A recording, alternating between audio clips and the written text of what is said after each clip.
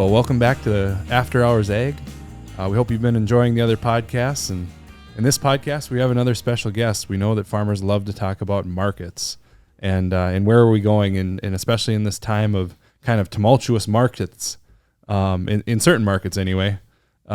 We have a very special guest. We have Rusty Halvorson in from KFGO. Thank you. He is an ag correspondent over there. Yep. Works with Sarah Heinrich, who is married to somebody from my hometown, so we had that to touch base on before we got going here. But very excited to have Rusty. Rusty is usually the one doing the interviews, doing the corresponding, and I'm very excited to hear some of the stories. Rusty, would you give us a little bit of a background on yourself? Where did you come from? Where are you going? How are things going? Well, they're going well, and thanks you guys for having me on here. Like you said, I'm usually behind the microphone, the one asking the questions. So the tables have turned, and to say I'm completely comfortable, yeah, sure. Yeah, right. Yeah. But thanks you guys for having me. And I am a farm broadcaster and have been for over a couple decades now. Got started in the late 90s in farm broadcasting. I've been in radio actually since I was about 15, 16 years old. That's where I got my start in radio, and it's kind of a family thing. I started in farm broadcasting, kind of joining two of my interests together. One was radio, and the other one was farming. And from the farming side of things, my grandparents on my mom's side and my dad's side, they both farmed and grew up. My folks grew up on the farm in the Wolford, North Dakota area, along Highway 17 there, up north, north central North Dakota, for folks who may not be familiar, kind of northeast of Rugby, the geographical center in North America. Okay, so my folks grew up on the farm, and so growing up, I was familiar with farming and spent a lot of vacation time on the farm, and some summers, throwing around hay bales, square bales, also known by some as idiot cubes. That's what we called them too. So I told you we grew up on a dairy farm. Yep. We never had square bales. Oh, really? We never did. No, until after I had graduated from high school and everything. Then my brother brought in sheep, and then they had square bales. I'm like, there's a reason they call these things idiot cubes. Yep. Is there a difference? I mean, between the two, or why you should have one or the other? Or? The little square ones are probably just easier to stack. Oh, the big ones are less manual labor. And the ones I was tossing around, I was working, helping out my uncle during the summer. On my mom's side, his name, Larry Folman. He's passed, but his friends called him Bim Folman. And I'd spend some summertime on the farm with him, and he had horses, quarter horses. And so we baled up sloughs and whatnot, and we had the square bales. Yep. So, yeah, but the folks grew up on farms, and I grew up around it. And then for radio, my dad's a sports broadcaster, and my uncle Les is also a sports broadcaster up in the Botno, North Dakota area.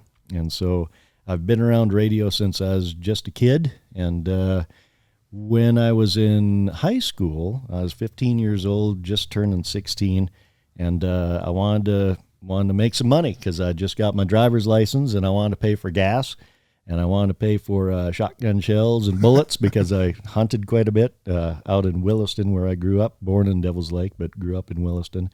And so looking around for a job, and they had a part-time opening on the weekends at 660 Keys Country is what they called themselves back then.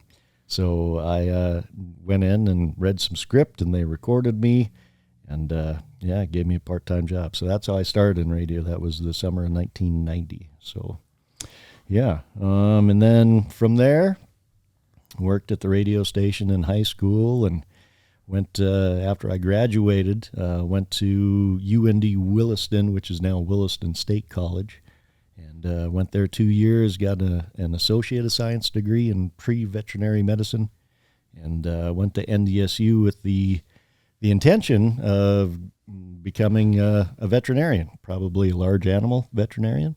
And I got to Fargo and started talking with my advisor at the time, and he said, "Where are your interests? What do you want to do?" And I said, "Well, I've been working on the radio, And I really do like agriculture and farming.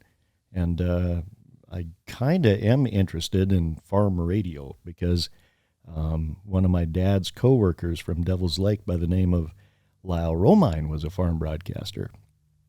And Lyle and Dad worked together when I was just a little kid in the 70s. They worked together. And Lyle moved away to start what was known as Ag America at the time in Fargo. So I said I kind of like the idea of blending agriculture and radio because I like them both. Yeah. And so the advisor set me up with a general agriculture curriculum because at the time when I went to NDSU, they didn't have the Ag Communications program. They didn't have it yet. They did eventually develop it. But at the time, I took general agriculture courses with a minor in mass comm. So that's kind of how I got started. And then when I was close to graduation it was probably October of 1996, I figured, well, I'm going to graduate here in December. And I 4.5 years of school for me. So I better find a job, I suppose, So I went and knocked on Lyle's door because they had their studios here in Fargo. And I said, how does one get a start, doing what you do? And he was first shocked that I walked through his door because he hadn't seen me since I was a kid, just a little kid in Devil's Lake. And it just so happened that they were kind of looking for a little bit of help. And so he said, well, you can start doing a little part-time stuff for us and try out the farm broadcasting thing. If you want to be a farm broadcaster, it's going to take you at least a couple of years to get good at the job. And if you'd be willing to stick around for 2 years, we'll see if it works out. And so I ended up staying there 20 years. So it worked out. Time flies.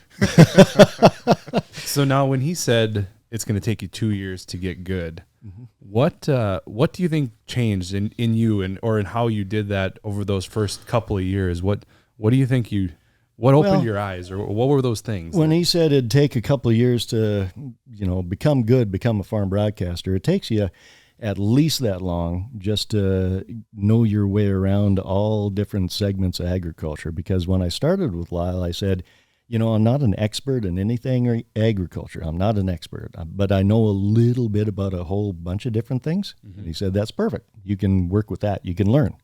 And so he said, it would take at least a couple of years of being in the studio and being out on the road, going to farm shows, going to meetings, learning what the topics were, learning what the trends were, what the right questions were, the things that were going on. So that's just a bare minimum to even begin to understand the industry, So we've had a few farmers reach out to us. I think we put it out on our stories that you were coming in, mm-hmm. and they had questions. What are they to expect here with this weird winter in the spring? Yeah, if I had to wing a guess out there and what this means, so as we visit today, and we started off with temperatures this morning in the 40s, now hovering in the 30s. As we visit here today, we have rain spitting into snow. I mean, for February, that's a little bit odd. The only really cold snap we had, the only real storm we've had in this part of the region, Fargo-Moorhead, the Christmas storm, and then the cold snap of early mid-January. We had that cold spill there. If I had to take a guess, there's nothing scientific about this whatsoever, but if I had to take a guess, Mother Nature in March, somewhere around the Ides of March, beware the Ides of March, they say, I think we still have the potential for a really good spring, if not early summer snowstorm. I see no reason not to. Now, having said that, it feels like it's going to be an early spring this year. So if we get into the fields a little bit earlier, great. As long as the soil temps will support good emergence, super. But then you got to worry about that crazy event in May where you might get a windstorm, or you might get a freak freeze where all the low spots are not so good. We've got to watch for that. So when people say, oh, it's going to be a great spring, we can get in the field early. Do you really want to, though? Do you really want to? because we've been nipped, so to speak, by that kind of weather in the past. So, but at least at this point, it doesn't look like we have any widespread flooding concerns for the spring. So that's, I guess, something positive. It also seems like in our region here, we've gotten a decent amount of moisture, not necessarily snow, but it does seem like, today's raining. But no, I think this spring, unless something unforeseen happens, which it always can, it seems like we could have a good start to spring. Now, will we get timely rains, good timely rains when we need them? Some will, some won't. I think another thing to bring up quickly is markets, and not only domestic here, but also overseas. Yep. USDA came out with their income forecast from the ERS just this week, and they said that after a record year of net cash farm income in 2023, a record year of, I believe, is $156 billion, and that's all segments. That's crops, livestock, whether it be cattle, hogs, sheep, turkeys, whatever crops you raise, from canola to sunflowers to wheat, corn, soybeans. Net farm income, the forecast this year could be closer to, I believe it was $116 billion, if I remember right. I might be getting my numbers mixed up, but the headline read a record drop in net farm income. Now, part of that was due because we had a new record, and then we are going to be down this year. Lower cash receipts for crops and livestock, lower government payments, according to that USDA report. So that is the nature of agriculture. It can be very, very high one year and not so much the next. But Joel Heidkamp will tell you, farmers are doing okay out there. Farmers are doing okay. And farmers are doing okay, but not everybody's doing okay. Not everybody. So whenever one thing I did learn early on, Adam. Yeah. Be careful how you phrase something on the radio when you're talking about farm stuff, especially when it comes to markets or when you talk about farm income, because no matter how good the story may sound for one person, that's not always the case for everybody. And so if you've got a listener out there who is struggling and who isn't seeing record income, or maybe he was one of the fellows who lost his crop due to a freak storm or whatever it might be, don't forget about that person too, because you've got a wide audience and they're all going through a lot of different things. So just be careful when you say something. And just because, say, corn, huge rally today, 15 cents higher. Well, for the guy who's trying to feed his cows or who has to buy that corn, that's not all the best news. He's not happy that day. So just, keep it balanced. Remember, you're serving a wide audience. Hey, everyone. Thanks for listening to this episode of After Hours Ag. If you enjoyed the content and you want to get the full version of the interview, head on over to Apple Podcasts, Spotify Podcasts, or wherever you consume your podcasts. If you really enjoyed it, make sure you hit that like button, subscribe, and leave us a rating. We always appreciate that, and helps us grow and helps us reach more people. And remember, there's still a future in farming, so let's get there together.